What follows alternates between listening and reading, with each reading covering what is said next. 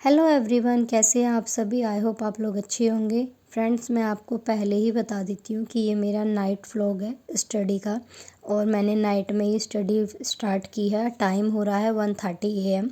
और आपको बता दूँ कि मेरा इसे करने का पर्पस क्या है, क्योंकि 2 दिन से ना मेरी बिल्कुल भी पढ़ाई नहीं हो रही थी। सर में बहुत ज़्यादा पेन हो रहा था, जिस वजह से ना जो मेरा टारगेट था वो पूरा कंप्लीट नहीं हो पा रहा था। सिर्फ मैं थोड़ा बहुत रिवीजन कर रही थी, वो भी फ़ोन के थ्रू ही सुन रही थी। बाकी मैं कुछ ऐसा पढ़ नहीं पा रही थी अपना। तो आज मैंने स्टार्ट किया है फ्रेंड्स यहाँ पर कंपैरेटिव पॉलिटिक्स, जिसे हम तुलनात्मक राजनीति बोलते हैं। तो इसका मेरा टारगेट है कि मैं इसके उपागम और डेविड ईस्टन का जो व्यवस्था सिद्धांत है वो संरचनात्मक प्रकार्यात्मक उपागम है, इन्हें कंप्लीट करना मेरा आज का टारगेट है। कंप्लीट करने से मतलब है कि मेरे को फुल रिवीजन भी करना है, इसका नोट्स भी बनाना है, और साथ साथ ही इसको हाईलाइटेड करना है कुछ कुछ मेन पॉइंट्स को बुक के अंदर ही। और मैं कोशिश करूँगी कि मैं अब नोट्स ना अपने मोबाइल में ही बनाऊँ, क्योंकि मेरे को मोबाइल से बेहतर ना नोट्स नहीं अच्छे लगते हैं। क्योंकि ऐसा होता है कि हम कहीं भी सफ़र में हैं या हम कुछ भी अदर वर्क कर रहे हैं, हम बैठे हैं कहीं पर, तो फ़ोन हमारे पास अवेलेबल होता है, तो हम उस टाइम पे स्पेशली बुक को नहीं लेंगे या अपनी जो नोट्स हैं हम उन्हें नहीं उठाएंगे। फ़ोन हम चलाते हैं, तो इससे अच्छा है कि मैं उन नोट्स की ही रिवीज़न कर लूँ। तो मैं नोट्स में ही बनाऊँगी नोट्स, और जो कि मेरे फ़ोन में ऐप भी है, नोट्स ऐप है मेरे फ़ोन में, तो मैं वहाँ पर ही इसके नोट्स बना लूँगी। और काफ़ी अच्छे से बन भी रहे हैं, मैंने ट्राई किया था। तो मैं वहीं पर इसके नोट्स बनाऊंगी, और साथ ही मैं कुछ रिकॉर्डिंग कर लूँगी। वॉइस रिकॉर्डिंग होती है, तो मैं आराम से फ्री टाइम है या मैं कुछ भी काम नहीं कर रही हूँ, फ्री बैठी हूँ, तो मैं आराम से उसे सुन सकती हूँ। तो बहुत रिवीजन हो जाती है मेरी। ये चीज़ें मैंने Tree 2 में भी बहुत ज़्यादा किया था, और मुझे बहुत अच्छा लगता है ये सारा करना। और मैं आपको बता दूँ, आप लोग भी इसे ट्राई करना। और मेरा तो स्पेशली ये होता है ना, जब मैं पढ़ती हूँ तो ठीक है, लेकिन उसके बाद ना फिर मैं थोड़ा इधर उधर ऐसे ही घूमने लग जाती हूँ अपने ही रूम में।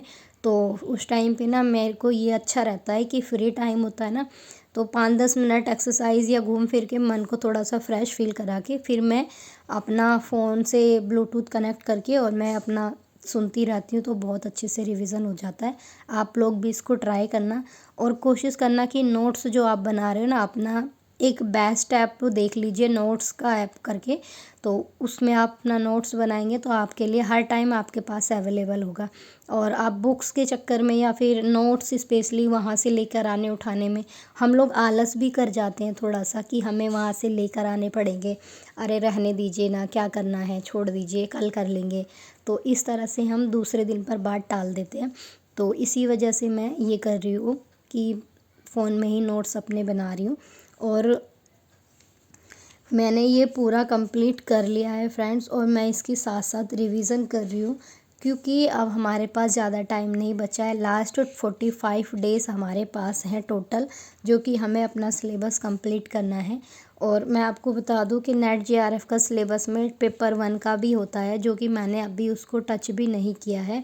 और अभी ये भी नहीं पता है कि नेट JRF का एग्ज़ाम दिसंबर में होगा कि ये नहीं होगा, अभी उसके बारे में नहीं है। तो फ़िलहाल मैं HTET की एग्ज़ाम के ही लिए कर रही हूँ, और साथ में Tree 4 की तैयारी कर रही हूँ मैं। और हिस्ट्री मैं पढ़ती हूँ, बट हिस्ट्री मैं यूट्यूब से ही कर रही हूँ। और पिछली वीडियो में मैंने बोला था कि मैं IR पढ़ रही हूँ, तो मेरे से कमेंट में पूछा था कि आप किस चैनल से IR पढ़ रहे हो। तो मैं आप लोगों को उस चैनल का लिंक दे दूँगी डिस्क्रिप्शन में, आप लोग जा। और साथ ही फ्रेंड्स, आपको बता दूँ, अगर आपको Tree 4 की तैयारी करनी है GK GS में, तो मैं उस चैनल का लिंक भी आपको दे दूँगी। फ्री ऑफ कॉस्ट पढ़ा रहे हैं और बहुत अच्छे से रिवीजन करा रहे हैं। साथ ही सर BPSC 17 का जो प्री है उसकी तैयारी भी फ्री ऑफ कॉस्ट करा रहे हैं, उन्होंने अनाउंस भी किया है। और आप पढ़ोगे ना, बहुत अच्छे तरीके से समझाते हैं, क्वेश्चंस की प्रैक्टिस कराते हैं, आप लोग जाकर देख सकते हैं। भूपेश सर हैं, मैं चैनल का लिंक आपको डिस्क्रिप्शन में दे दूँगी, आप लोग जाकर देख सकते हैं। वहाँ पर काफ़ी अच्छे से वो Tree 4 की तैयारी करा रहे हैं।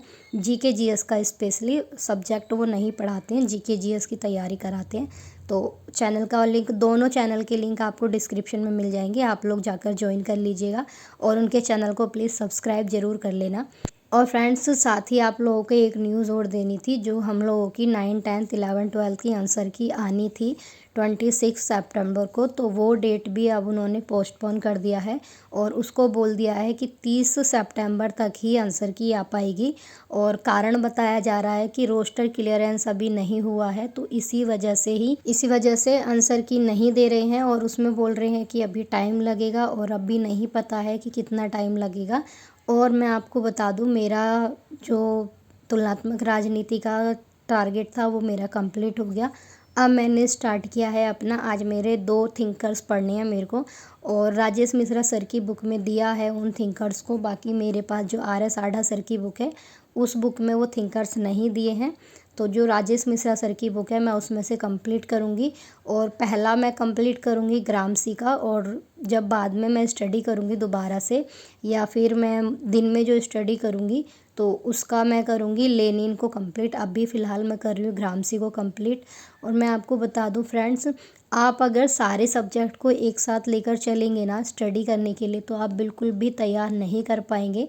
आप पहले एक सब्जेक्ट को कंप्लीट कीजिए।